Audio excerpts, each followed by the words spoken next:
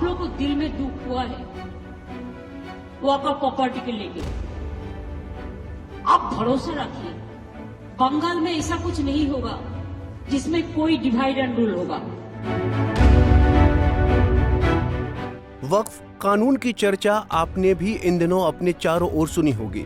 बीते कुछ दिनों से संसद में वक्फ संशोधन बिल को लेकर सत्तापक्ष और विपक्ष में महाभारत छिड़ी हुई थी, जो कि अब तक जारी है। वक्फ कानून को देश भर में बीती 8 अप्रैल यानी कि मंगलवार से लागू कर दिया गया है। इस कानून के लागू होने के बाद मुस्लिम समाज और विपक्ष में आक्रोश देखने को मिल रहा है। इसी कड़ी में पश्चिम बंगाल में भारी हिंसा देखने को मिली।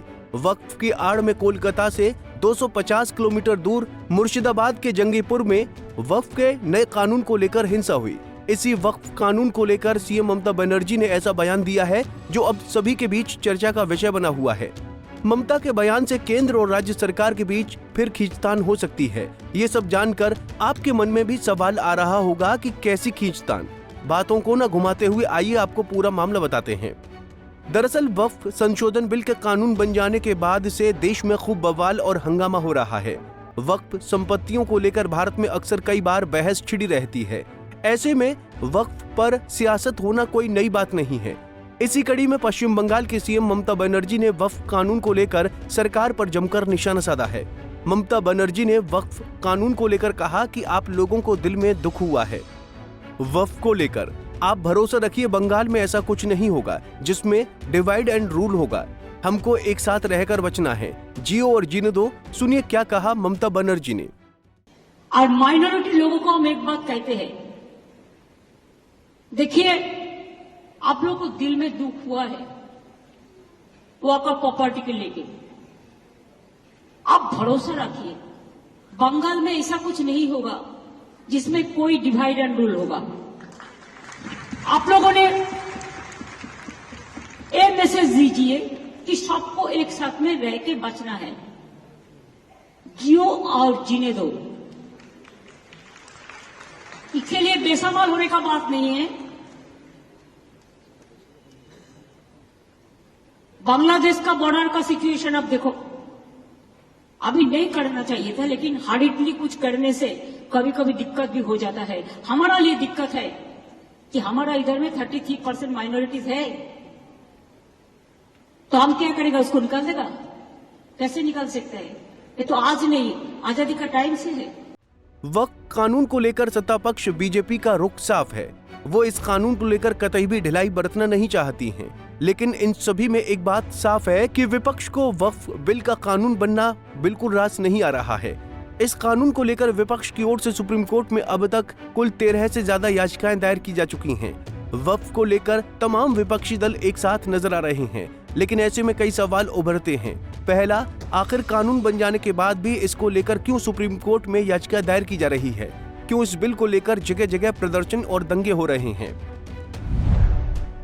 वक्फ बोर्डों पर नियंत्रण की मंशा नहीं।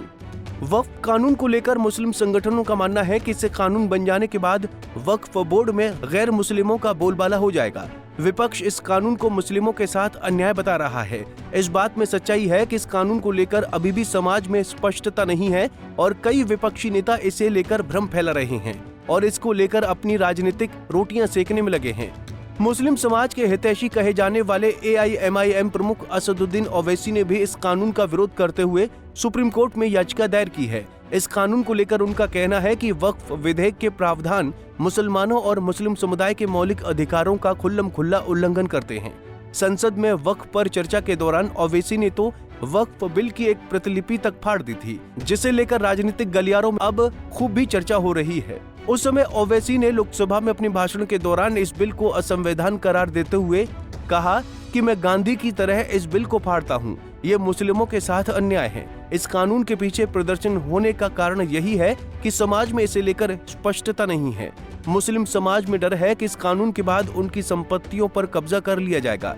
भाजपा अध्यक्ष JP नड्डा ने इस कानून को लेकर एक बार फिर सफाई दी है।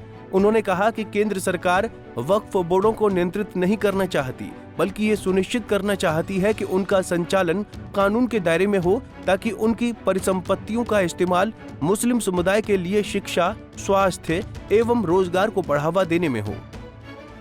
बहरहाल अगर देखा जाए तो केंद्र की ओर से प्रस्तावित ये कानून मुस्लिम समाज की वक्फ बोर्ड में बराबरी की भागीदारी को सुनिश्चित करता है।